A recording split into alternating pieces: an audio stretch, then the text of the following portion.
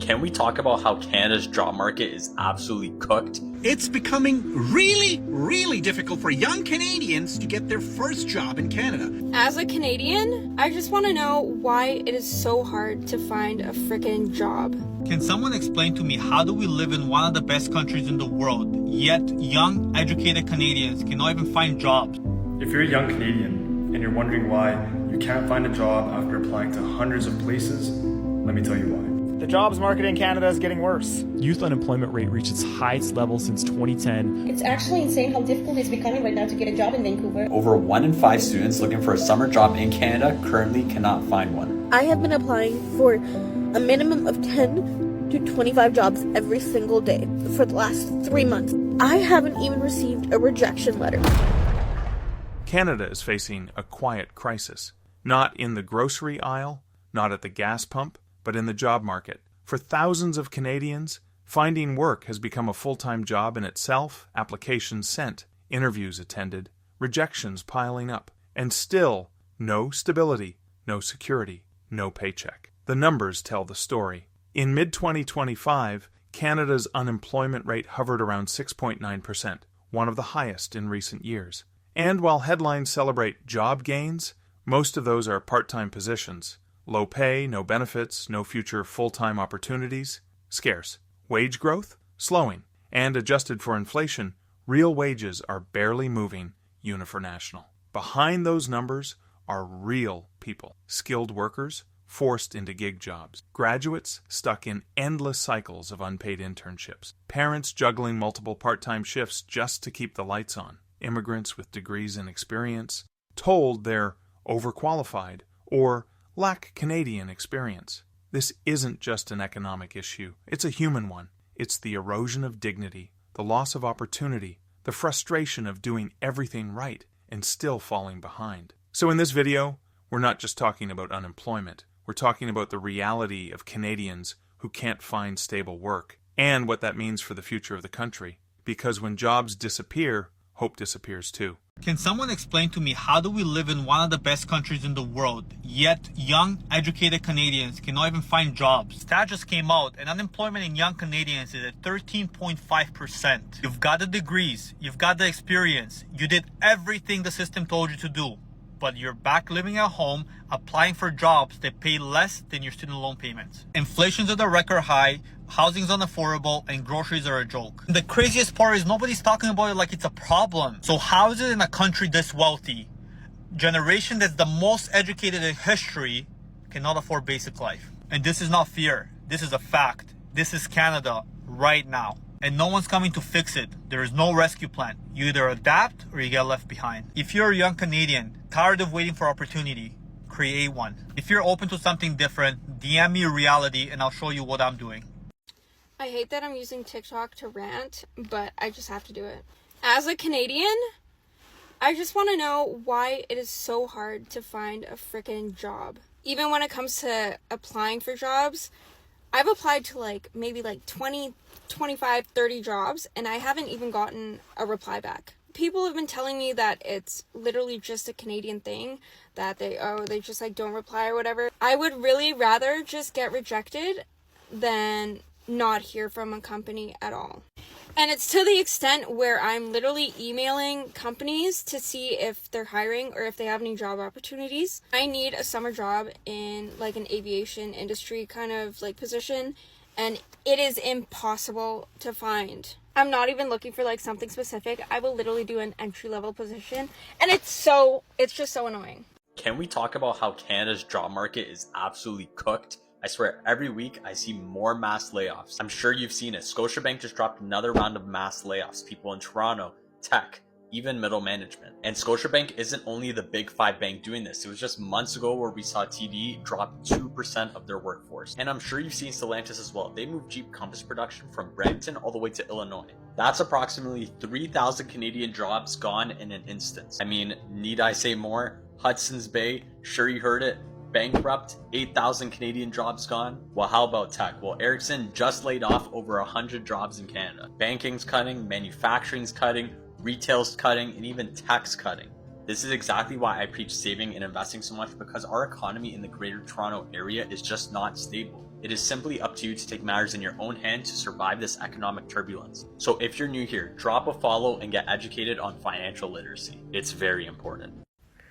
Okay guys, I just want to come on here and rant quickly. I live in Canada and I recently lost my job like a few months ago now. And I've been, it was unprovoked. Like I just was laid off basically without notice.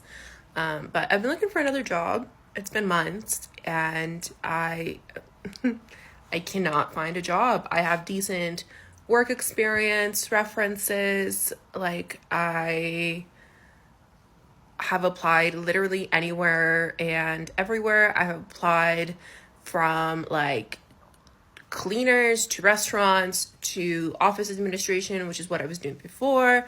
And I can't get a job. And on Indeed, like every single job I apply for, it tells you how many people applied for said job. Some of them it's thousands, like thousands of people are applying for this one job. Like it is absolutely ridiculous. It's actually insane how difficult it's becoming right now to get a job in Vancouver. Like I've been looking for a job for 2 months.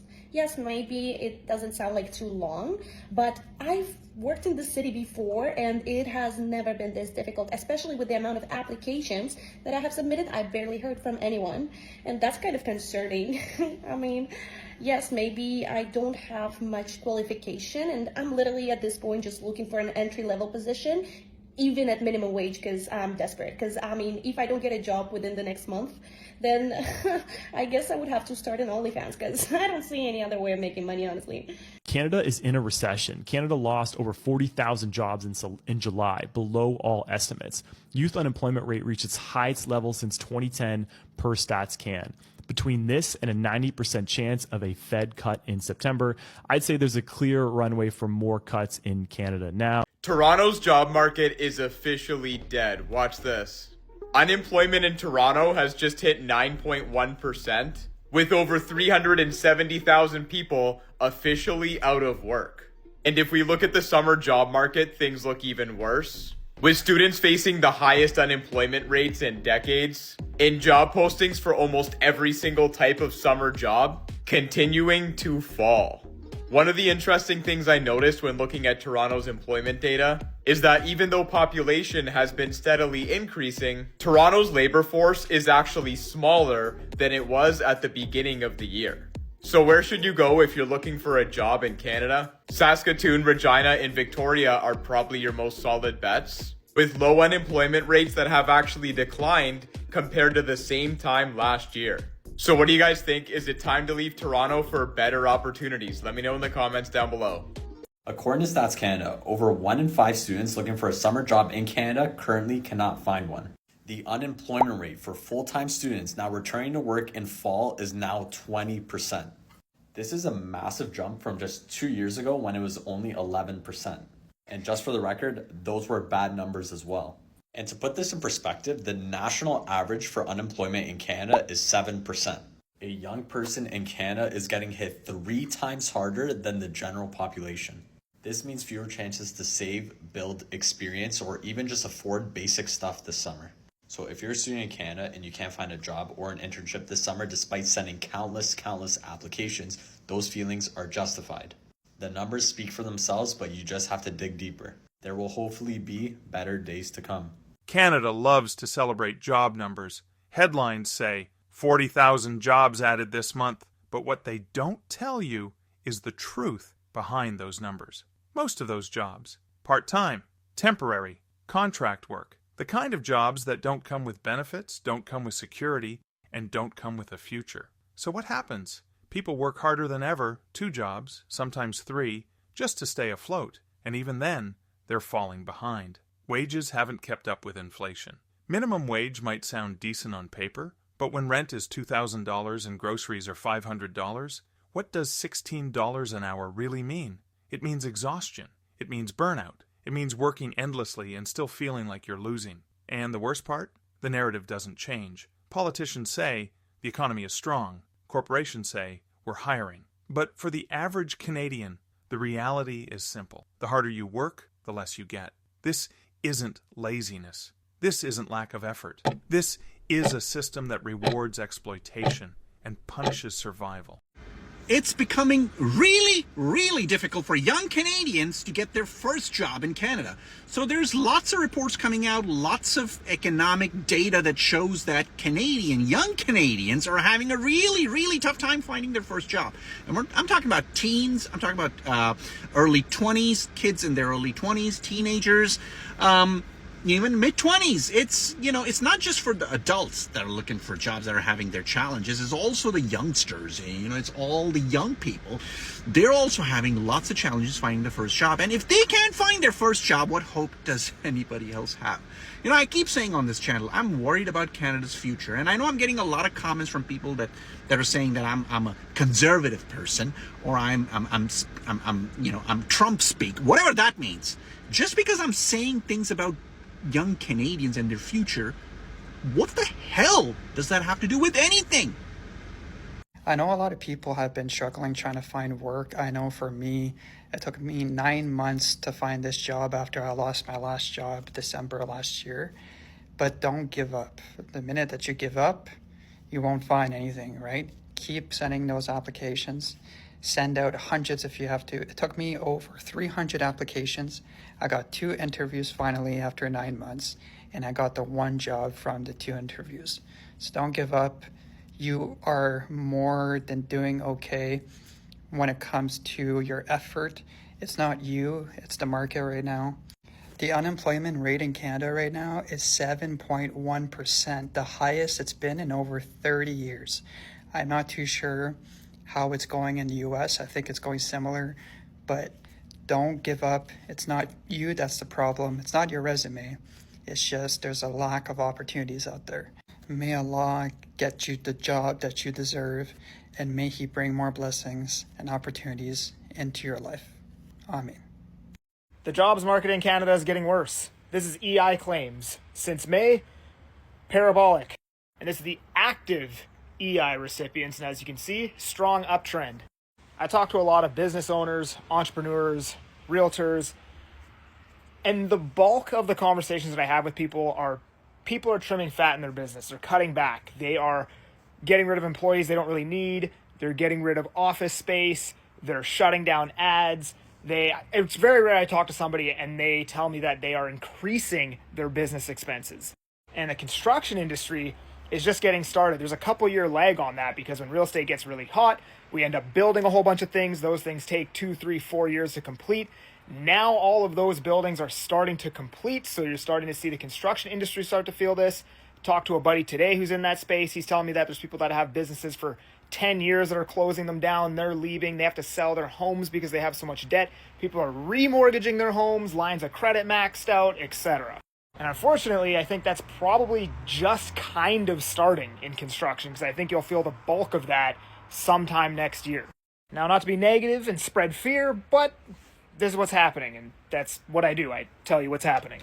I'm not saying Canada's collapsing or anything dystopian like that, but that's the data, that's what's happening. The jobs market is getting visibly worse. Is anyone else looking for a job right now in Ontario?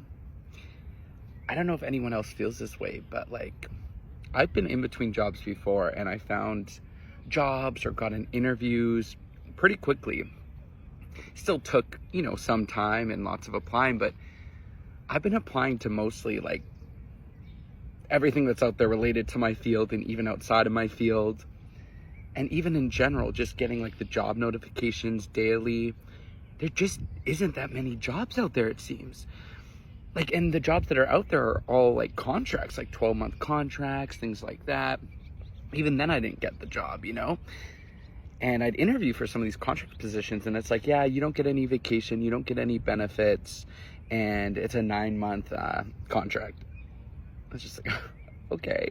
There always were contracts here and there, but it just seems very prevalent right now. Especially even with the big companies are doing it.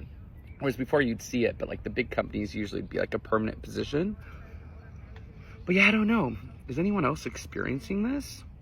I read something the other day. I think Ontario's unemployment rate is up to 7%, which is the highest, I believe, since the pandemic, and the highest before that, it's the highest since, I think 2014. So I don't know what's going on, but yeah, it's a weird time. you know? I'm in like the creative space, so I don't know if it's just the creative space or if everyone across different fields are feeling this, but it's tough out there. Let me know what you think. For decades, Canada sold itself as a land of opportunity, a place where hard work meant stability, where education meant a career, where immigrants could build a future. But today, opportunity feels like it's vanishing. Graduates are drowning in debt, only to find themselves stuck in unpaid internships or entry-level jobs that don't pay enough to live. Skilled workers are told they're overqualified or lack Canadian experience. Immigrants with years of expertise are sidelined, forced into survival jobs that waste their talent. And even for those who do land a job, the fear doesn't end. Layoffs are constant. Automation is rising, companies cut costs, and workers pay the price. The result? A generation that feels stuck, a workforce that feels disposable, a country that feels like it's losing its promise. Because when jobs disappear, hope disappears too. And when hope disappears, what's left? A quiet crisis. One that doesn't make headlines, but defines lives. Could someone tell me what I'm doing wrong? I have been applying for a minimum of 10 to 25 jobs every single day for the last 3 months. And I've been doing it consistently. I haven't even received a rejection letter. It says, thank you for applying, and then no word. There's no application status, there's nothing. My last real job, they fired me because I didn't want to take advantage of small business. I have gotten calls and stuff, and it's always, oh, you're overqualified.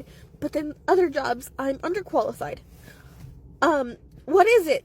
I am very proud to be Tamil, by the way, but on my resume, I don't put my last name anymore because it is very traditional, and I don't even want that affecting my, if people are not going to, even talk to me. And then on top of that, everything is expensive. I don't even want to do much with my money. I just want to be able to take care of my dog. Don't worry, I'm not going to cry on camera. Okay, so I have, a problem with being too honest, apparently. So I've been working on it by not speaking. I don't know what else to do. Do you know how embarrassing it is to move back to your family's house at the age of 26? I thank God every single day for not having a kid. A kid would obviously be a blessing, but I couldn't imagine what other people are going through with kids. The stupid thing about this is I hate crying, and I usually don't cry, but yeah, I don't know. I just want a job. I'm not saying I don't want free money. I want to work for it. I want a real job. I want a good job. It could be minimum wage. I forgot to tell you this. I was offered a job 3 months ago, and the only reason I rejected it because it was all the way in the south. It was night shift, and I would be getting paid minimum. Or sorry, not minimum. $15.50. I literally lost my studio because I didn't want to pay $1.5 every single month. I haven't really lost hope, but I don't know, you're supposed to make connections, so if there's literally anyone who knows of a job, this is one of my chances, so please just, I don't know, I have a good resume, I think. This is pathetic. If you're a young Canadian and you're wondering why you can't find a job after applying to hundreds of places, let me tell you why. It's because of the Temporary Foreign Worker Program. The Temporary Foreign Worker Program was created by the federal government, and it allows businesses to hire foreign workers when they can't find any Canadians to fill their roles.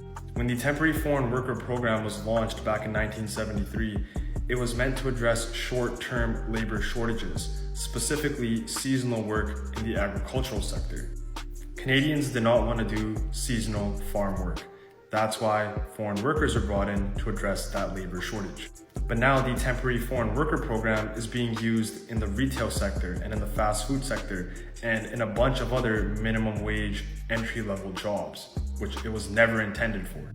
However, businesses in Canada had found a loophole in the temporary foreign worker program and they exploited it. And they did so through the use of the LMIA, Labor Market Impact Assessment. An LMIA is a document that Canadian businesses need to show to the Canadian government in order to hire foreign workers. It's supposed to prove that the business tried to hire a Canadian first to fill that job, but they could not find any suitable Canadian applicants, and that is why they need to hire a foreign worker. Here's the thing though, businesses lie to the government that they need to hire foreign workers. When you go on Indeed or any other job board and you see entry-level positions for McDonald's or Walmart or Staples or Best Buy, and you see that they've been posted for weeks and weeks and weeks, it's because those employers need to get a pool of Canadian applicants first to show the government that they tried to hire a Canadian applicant, they just couldn't find one. That's the reason why you're not getting a call back, bud. But why are businesses doing this? Why do they not want to hire Canadian citizens? Because the temporary foreign worker program ties the foreign worker to their employer. Their visa, everything related to their immigration status is all tied to their employer. As a temporary foreign worker, you can't jump ship and go work for someone else either. And that means that these employers can make them work longer hours, take on more shifts, pay them less than minimum wage, and make them do things outside their normal job requirements. They can essentially exploit them, and that's why they like to hire temporary foreign workers over Canadian citizens. And it's why you see a lot of them hiring people from their ethnic background. You can see it all over the country. The Liberal government knows this is happening. They just don't give a fuck. They like the fact that there's a bigger tax base in this country with the increase in population due to immigration, and they like the fact that this is driving up housing prices, which is making all of their rich buddies that are holding properties across the country even richer. So who gets the short end of the stick? Young Canadians. Our future is literally being destroyed right in front of our eyes. Young Canadians are not getting the necessary work experience that they need at a young age, and that is going to have detrimental effects to this economy in the near future. The Liberal government has absolutely failed young Canadians. They have not protected them and they have not nurtured them to ensure that they're able to enter this workforce and contribute to the success of this country. It is absolutely fucking frustrating to hear my friends talk about how they've applied to so many jobs and they can't even get a single fucking look. This needs to change, and it needs to change right the fuck now. So here we are. You've seen the clips. You've heard the voices. You've felt the frustration. This is Canada. Not a country at war. Not a nation in collapse. Just a place where millions of people are quietly struggling to find work. And even when they do, it's not enough. And if you're watching this thinking, this doesn't feel right, you're correct, it doesn't. Because work isn't supposed to be a gamble. It's not supposed to be a privilege. It's not supposed to be something you chase endlessly, only to be met with silence, rejection, or exploitation. Work is supposed to be stability, dignity, a way to build a life. But for too many Canadians, that promise has vanished. For decades, Canada sold itself as a land of opportunity, a place where hard work meant security, where education meant a career, where immigrants could build a future. But today, that promise feels broken. Graduates are drowning in debt, only to find themselves stuck in unpaid internships or entry-level jobs that don't pay enough to live. Skilled workers are told they're overqualified or lack Canadian experience. Immigrants with years of expertise are sidelined, forced into survival jobs that waste their talent. And even for those who do land a job, the fear doesn't end. Layoffs are constant. Automation is rising. Companies cut costs, and workers pay the price. The result is a generation that feels stuck, a workforce that feels disposable, a country that feels like it's losing its promise. 'Cause when jobs disappear, hope disappears too. And when hope disappears, what's left? A quiet crisis. One that doesn't make headlines, but defines lives. This isn't just about numbers. It's about people. It's about the graduate who sends out 200 applications and hears nothing back. It's about the parent who works 2 jobs and still can't afford rent. It's about the immigrant who gave up everything for a dream that turned into a struggle. It's about the senior who thought retirement was secure, only to be forced back into the workforce. It's about the millions who feel invisible. And that invisibility is crushing, because when you can't find work, it's not just your income that disappears, it's your dignity, your confidence, your sense of worth. It's the erosion of identity, the quiet shame of feeling disposable, the constant fear of being left behind, and it's silent. There's no headline that says, millions quietly rejected. No emergency siren for economic despair. No broadcast for the worker who cries after another rejection email. But it's happening every day, all across the country.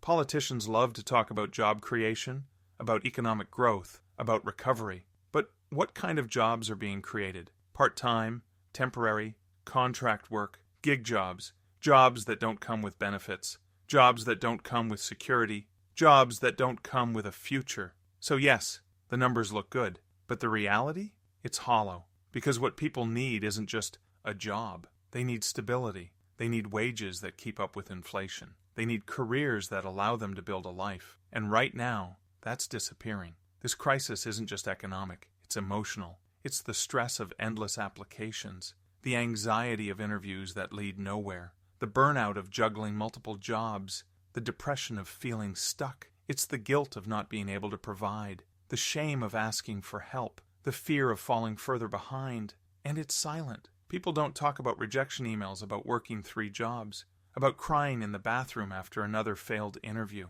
They don't talk about it because they're embarrassed, because they think it's their fault, because they've been told to try harder. But it's not their fault. It's the fault of a system that treats workers as disposable, that rewards corporations for cutting costs. That lets wages stagnate while profits soar. And the worst part? That system is invisible too. It hides behind press releases, behind economic jargon, behind political spin. It hides while people suffer. So let's stop hiding. Let's name it. Let's feel it. Let's say it out loud. This is not normal. It's not normal to send out hundreds of applications and hear nothing back. It's not normal to work full-time and still be broke. It's not normal to feel disposable in your own country. It's not normal to accept this as normal. So what do? We start by seeing it, by naming it, by feeling it. We start by validating each other, by sharing stories, by refusing to be silent. Because silence is dangerous. It lets the crisis grow. It lets the system hide. It lets people suffer alone. But when we speak, when we share, when we connect, we begin to resist. Resistance doesn't have to be loud. It doesn't have to be dramatic. It can be quiet, honest, human.